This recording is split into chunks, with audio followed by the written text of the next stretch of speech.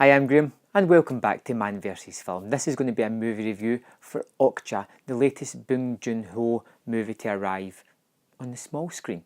Now, I really loved his last movie, Snowpiercer. I really liked The Host, I liked Mother, I liked Memories of Murder. I like most of the guy's output. It's generally really interesting stuff that he's doing, and again, this is much of the same. The story revolves around a company headed by Tilda Swinton's character, who is troubled somewhat by the amount of people that are starving in the world. So she comes up with this idea, a sort of new breed of animal, a super pig. And she decides to sort of put one of each of these in 26 different countries and then gives it a period of 10 years to see how they grow, evolve, develop under these various farming techniques used in these countries. And we jump 10 years from there to Korea, where the one just outside of Seoul is being raised by a farmer and a young girl called Mija, and that one is Okja, the titular character. And in the opening scenes we see the two playing about and coming together and just having a relationship, and how Okja is more than just one of these typical animals that you see in movies. It has a heart, a soul, it thinks, it feels. And then the 10 years have passed and Okja is selected to go to America as the winner of these 26 super pigs. And amongst the way they evolve into escapes from the Animal Liberation Federation, you have the idea that this super pig has just been bred for food, and the industry is going to take it and just turn it into a product to manufacture and sell. It's all these ideas going on inside this story.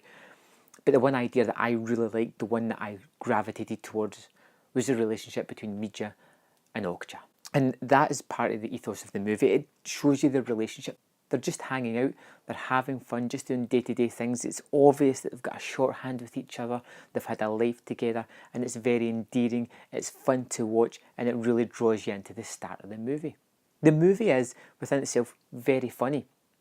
And with most Korean movies, it tends to do these wild tonal shifts throughout the movie. I was having so much fun with Okja. I loved the start of the movie with Tilda Swinton's wacky character, with Jake Gyllenhaal's ridiculously Steve Irwin-esque but more campy type of TV presenter animal guy. I like these characters. I even liked when Paul Dano comes into the movie as the head of the Animal Liberation Federation. When he comes in as the head of that, it was fun. The movie was breezy, it moved along pretty good. The young girl was excellent opposite this CGI creature, which I actually bought into as a sort of real character, and I kind of felt for Okja during some of the moments. There is some excellent action set pieces. There is a sort of car chase with the little girls on top of a van that just was, it was great. She chases down a mountain, she's sliding down parts of it. It was fun, it was adventurous, it was interesting, it was endearing, it was heartwarming, it was all these things. And then out of nowhere, there is this tonal shift as the movie moves from Korea over to America, when it becomes a lot less fun, a lot more heartbreaking, a lot more troublesome and torrid, and loses that kind of slapstick fun nature that it had. And it's almost like a loss of innocence for Mija throughout the movie as she discovers all these horrible things that are going on in the world, where she was kind of sheltered with just her and Okja. And I found myself kind of being a little bit disgusted, like she is throughout the second half of the movie, a little bit upset, a little bit disturbed. And I just didn't like the way that moved into that part of the movie.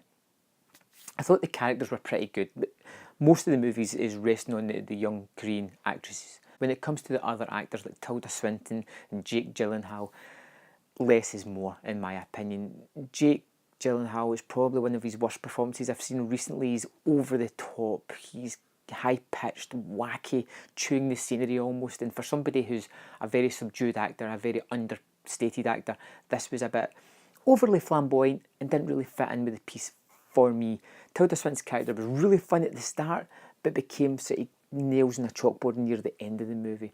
I don't know if that's because the characters were supposed to come a little bit more diluted and not as clean cut as they first appear, but I didn't like that aspect of the movie. I've got a lot of admiration for Okja. It is a fun movie. It is one I will go back to and watch again. I particularly love that first half, which is just carefree fun, when it starts to get into more political statements about what we do use for food and how it's processed, and it has a big statement about that.